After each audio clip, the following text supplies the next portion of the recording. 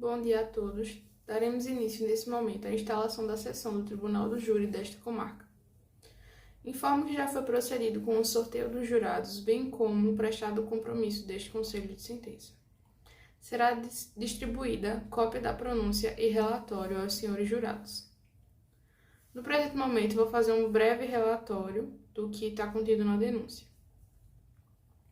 O acusado, Miguel Santos, foi denunciado pela suposta prática de homicídio qualificado tentado contra a vítima Patrícia Oliveira, por fato ocorrido em sala de aula no dia 17 de dezembro de 2019.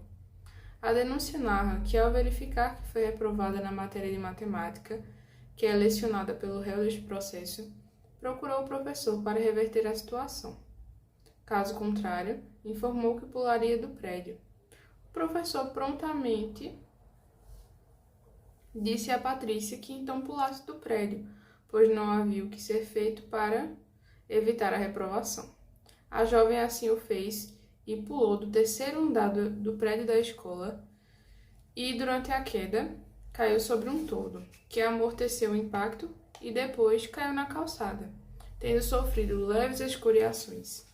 Diante dos fatos narrados, Miguel Santos foi denunciado pelo crime de homicídio qualificado tentado por motivo torpe, com previsão nos artigos 121, parágrafo 2º, inciso 1 e artigo 14, inciso 2 do Código Penal. Iniciaremos nesse momento a instrução do processo, aqui no plenário do júri, tratando-se de uma coleta de provas frente aos jurados.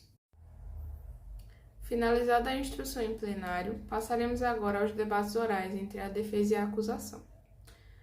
Peço aos doutores que façam uso do à parte apenas se for concedido pelo orador do momento ou pela juíza. Com a palavra os doutores promotores Maria Flávia e Caio Henrique, que terão até 8 minutos para apresentar a acusação. Senhores jurados, excelentíssima senhora presidente, nobres colegas da defesa e membro do Ministério Público que aqui me acompanha.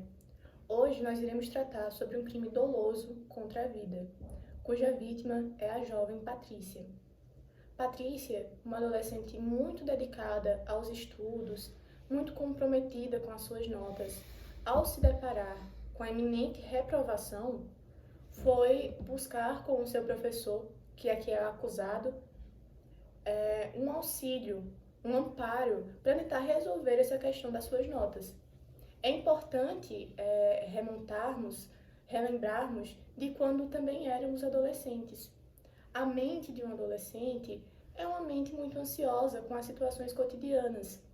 É uma mente que também é facilmente influenciável por palavras proferidas por adultos, sobretudo se esse adulto é uma figura que, na teoria, deveria inspirar respeito e preocupação para com seus alunos, que no caso é o caso do acusado. O acusado, ao invés de acolher a vítima, a sua aluna, pelo contrário, ele foi o seu algoz. Ele, coberto de más intenções, movido por a inveja que sentia do pai da vítima, que também era professor naquela escola, ao invés de acolher a aluna, proferiu palavras de incentivo ao seu suicídio. Movida pelas palavras de incentivo do professor e unicamente por elas, Patrícia se jogou da escola, tentou cometer suicídio e apenas não conseguiu consumá-lo por conta de um toldo que acabou por amortecer a sua queda. É importante salientarmos que o professor, em sede de seu depoimento, confessou que sim, a sua intenção era a morte da jovem. Não há que se falar que ele não sabia ou que não acreditava que, de fato, ela fosse tentar contra a sua própria vida apenas pelo que ele falou. Não, de fato, ele queria e a morte dela era o seu objetivo.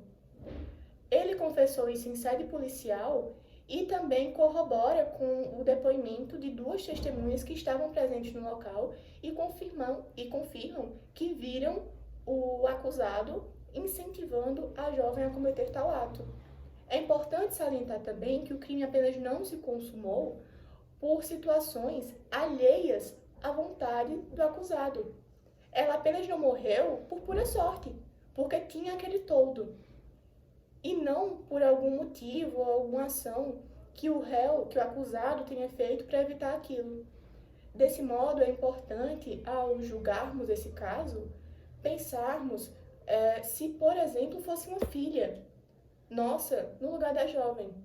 Se seria justo para com ela que deixássemos impune os atos cometidos por esse acusado.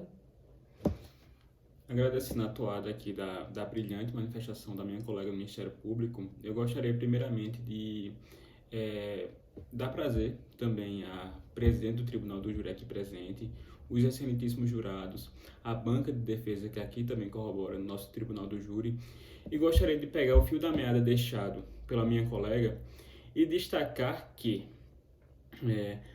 o caso, a felicidade da jovem Patrícia não ter conseguido chegar à sua morte é um caso de infortúnio para o acusado. Um acusado a todo e qualquer momento, no momento que afirmou que ela poderia se jogar, ele queria e desejava sua morte, movido por ciúmes, egoísmos, invejas, tudo perante ao pai da vítima, que era um professor amado por todos no colégio, sempre condecorado por todos os alunos no colégio. Entendam que o tribunal agora está sendo movido por uma ação que foi aceitada, que foi condicionada, com base no quê? Homicídio qualificado em sua forma tentada. De onde vem o homicídio qualificado? Aqui, o homicídio foi qualificado pelo motivo torpe. E aqui eu gostaria de destacar umas palavras de Rogério Sanches, excelentíssimo doutrinador e colega também do Ministério Público, que ele afirma que torpe é um motivo repugnante, imoral, vil, reprovável, que revela maldeza, perversividade, egoísmo, estupidez e etc. Ou seja, a gente tem uma jovem de 14 anos, extremamente ansiosa, desesperada por seu futuro, filho de professor ali na mesma escola, e ela foi simplesmente buscar um amparo perante seu professor. O professor poderia ter falado da seguinte forma: não tem como reverter essa nota. Não tem. Poderia simplesmente ter ajudado a aluna. Em vez disso, ele corroborou com a morte desta. Ela disse: tudo bem, eu irei pular aqui do 3º andar. E ele disse: pule. E ele não disse pule de uma forma vã. Ele não acreditava que ela não iria realizar isso. E sim, durante todo o seu depoimento, tanto na instrução policial, tanto no depoimento policial quanto na instrução aqui no plenário do júri, ele corroborou. Ele disse: sim, eu desejava a morte dela. Sim, foi doloso. Então, o que a gente tem aqui é um caso claro de homicídio doloso tentado contra a vida. Então, imagine só, um professor que está ali como um amparador, como um resguardador de todos os seus alunos. Ele não só age de forma omissiva ao não impedir o possível suicídio de sua aluna, tão como ele age de forma comissiva, ele pratica uma ação, ele afirma: se jogue, e ele tem esse desejo. Tudo movido por motivo torpe, inveja e egoísmo da sua parte. Então imagine a crueldade desse acusado. Então, senhores jurados, eu gostaria de destacar que hoje os senhores estão aqui em um papel essencial. O Ministério Público, ele não pugna por injustiças, ele não pugna para ser um carrasco, ele não pugna para exceder além daquilo do que o acusado deve cumprir a sua pena. E sim, o Ministério Público pugna pela justiça tanto para a sociedade que deseja e tem que ver esse acusado sendo preso, bem como ele pugna pela justiça da vítima. Uma pessoa de 14 anos, imagine se fossem netas, se fossem filhas, se fossem sobrinhas, ou qualquer outra coisa dos senhores jurados, ou se fossem até vocês mesmos na época que eram crianças ou adolescentes. Então os senhores têm que pensar nisso. E dessa forma, o Ministério Público ele acompanha todo o que foi relatado na denúncia e requer a condenação do acusado nos termos do artigo 121, parágrafo 2º, inciso 1º, cumulado com o artigo 14, inciso 2º, inciso 2, aliás, que fala sobre um homicídio qualificado em sua forma tentada, e assim requer a condenação do acusado pelo Ministério Público. Finalizada a fala da acusação, agora com a palavra as doutoras Letícia Lopes e Roberta Milena, que terão até 8 minutos para apresentar a defesa técnica do réu. Cumprimento a excelentíssima juíza de Direito do Tribunal do Júri. Cumprimento aos senhores promotores aqui presentes, cumprimento ao senhor Miguel, que hoje se encontra na condição de réu, assim como cumprimento ao Conselho de Sentença, que hoje tem um importante papel de julgar este caso em questão. Bem, para começar, senhores e senhoras e excelência, é importante a gente entender do que se trata esse caso. Esse caso se trata de um professor na sua devida função, onde chega a aluna, a senhora Patrícia, que está aqui como vítima, tenta coagir o senhor Miguel, que está como acusado, como réu, para que eu faça a mudança de sua nota. Nota esta, senhores, vale ressaltar, que estava corrigida corretamente, sem nenhum erro. Motivo este que Patrícia, por tirar nota baixa, iria reprovar, queria que o senhor Miguel mudasse sua nota, fugindo, indo de encontro às normas, diretrizes e até à ética profissional. Por este motivo, o senhor Miguel, ele recusou. E ela, tentando coagir, apelando para o lado emocional, disse que iria se matar caso este não o fizesse, a mudança da nota, motivo pelo qual ele negou. E ela foi até a janela e se jogou. Tinha um todo e ela só teve escoriações leves. Esse caso foi denunciado como homicídio tentado qualificado. A aluna, ela tenta a mudança de nota, é recusada por um professor que só está seguindo as normas da escola e a sua ética profissional. E aí, imagine, senhoras e senhores, quantos alunos já não falaram isso por motivo de apelação, com medo da reprovação, queria se matar e nada fizeram. Caso este que o professor achou que seria isso novamente, não achou que ela iria ter a capacidade de tentar contra a sua própria vida. Ela foi à janela, só, vale lembrar, só, ele estava sentado, foi à janela, se jogou. Quando se jogou, tinha um todo este que amorteceu a sua queda e ela só teve escoriações leves. E este caso foi denunciado como homicídio tentado qualificado. Homicídio é quando uma pessoa tenta ceifar a vida da outra. Tentado é quando, por motivos alheios à sua vontade, o crime ele não se concretiza. Por exemplo, vamos ver um exemplo. O senhor Miguel e a aluna Patrícia, em questão, a aluna Patrícia já está na sala, e aí o senhor Miguel chega, saca uma arma, e essa arma, ele mira na cabeça dela, e ao mirar, ele aperta o gatilho. Ele faz todos os passos, ele tem a intenção, mas aí, por algum motivo, esta arma não dispara. Por motivo este que ele também não sabia. Isso seria tentado, porque é por motivos alheios à vontade dele. Mas se a própria aluna fez todos os passos, ela andou, ela chegou até a janela, só, e se joga, e este caso, ele está sendo acusado de homicídio tentado qualificado. Peço que os senhores analisem de forma mais técnica se realmente cabe um homicídio tentado de uma pessoa que apenas não fez nada, apenas seguiu as regras, normas e ética a qual qualquer professor, a qual qualquer funcionário iria seguir. Senhores jurados, levando em consideração o já exposto pela doutora Roberta, a defesa ela entende que acusar o réu de homicídio tentado é equívoco, tendo em vista que a acusação levou em consideração apenas que o réu disse que tinha o desejo de que a vítima morresse. Entretanto, o intercrimes ele perpassa entre a cogitação, a preparação, a execução e a consumação, tendo o réu, neste caso, apenas cogitado, foi um pensamento. E o nosso ordenamento, ele diz que a cogitação ela não pode em nenhum momento ser penalizada. Então, não existe a possibilidade de que o réu, nesse caso, seja condenado por um pensamento. Tendo em vista o já exposto, a defesa ela entende que o mais adequado, no caso em questão, seria o previsto no artigo 122, que trata da instigação, induzimento e o auxílio ao suicídio.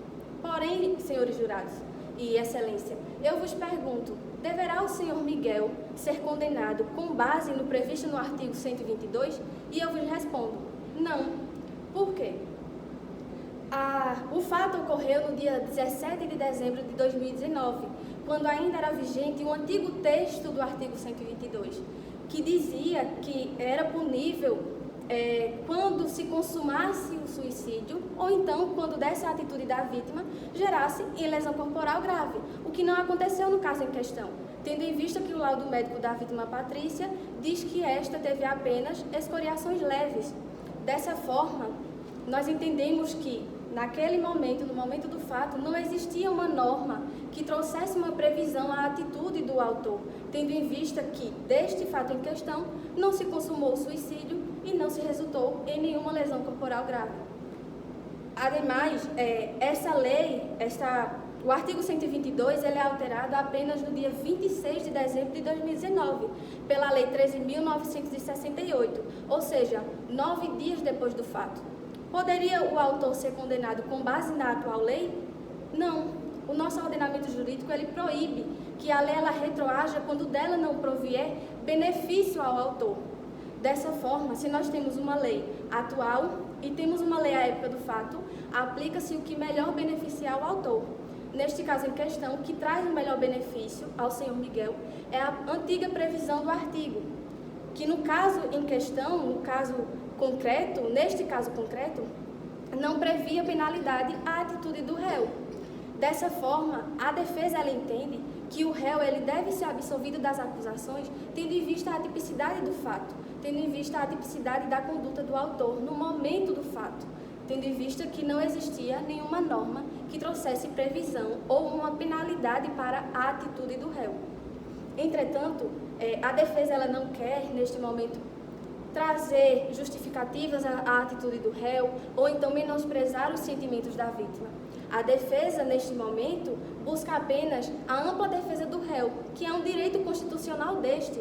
Desta forma, senhores jurados, a defesa traz ainda uma tese secundária, que a defesa não julga como a mais adequada, mas entendendo que os senhores é quem tem hoje o poder de julgar, a defesa ela traz a tese secundária de que o réu ele seja condenado à instigação ao suicídio.